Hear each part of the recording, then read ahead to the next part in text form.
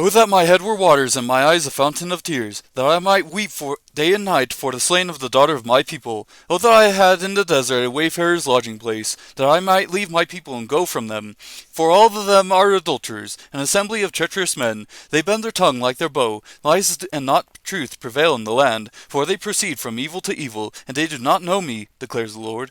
Let every one be on guard against his neighbor, and do not trust any brother, because every brother deals craftily, and every neighbor goes about as a slanderer. Everyone deceives his neighbor and does not speak the truth. They have taught their tongue to speak lies. They weary themselves committing iniquity. Their dwelling is in the midst of deceit. Through deceit they refuse to know me, declares the Lord. Therefore thus says the Lord of hosts, Behold, I will refine them and assay them. For what else can I do, because of the daughter of my people? Their tongue is a deadly arrow. It speaks deceit. With his mouth one speaks peace to his neighbor, but inwardly he sets an ambush for him. Shall I not punish them for these things, declares the Lord? On a nation such as this shall I not avenge myself?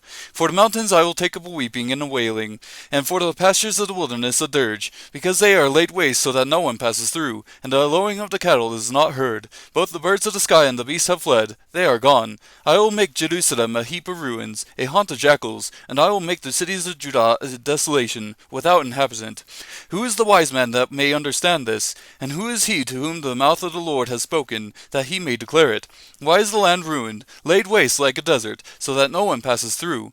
The Lord said, Because they have forsaken my law which I set before them, and have not obeyed my voice, nor walked according to it, but have walked after the stubbornness of their heart and after the Baals, as their fathers taught them. Therefore thus says the Lord of hosts, the God of Israel, Behold, I will feed them, this people, with wormwood, and give them poisoned water to drink. I will scatter them among the nations, whom neither they nor their fathers have known, and I will send the sword after them until I have annihilated them.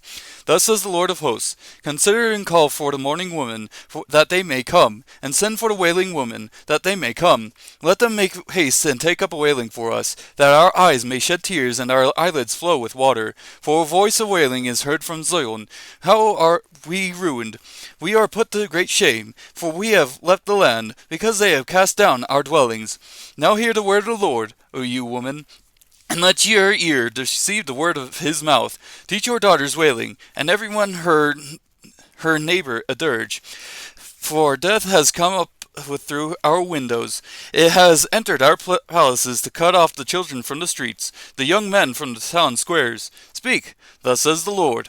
The corpses of men will fall like dung on this open field, and like the sheaf after the reaper, but no one will gather them. Thus says the Lord. Let not a wise man boast of his wisdom, and let not the mighty man boast of his might. Let not a rich man boast of his riches, but let him who boast of this, that he understands and knows me, that I am the Lord who exercises loving kindness, justice, and righteousness on earth. For I delight in these things, declares the Lord. Behold, the days are coming, declares the Lord, that I will punish all who are circumcised and yet uncircumcised, Egypt and Judah, and Edom and the sons of Ammon, and Moab, and all those inhabiting the desert who clip their hair on their temples. For all the nations are uncircumcised, and all the house of Israel are uncircumcised of heart.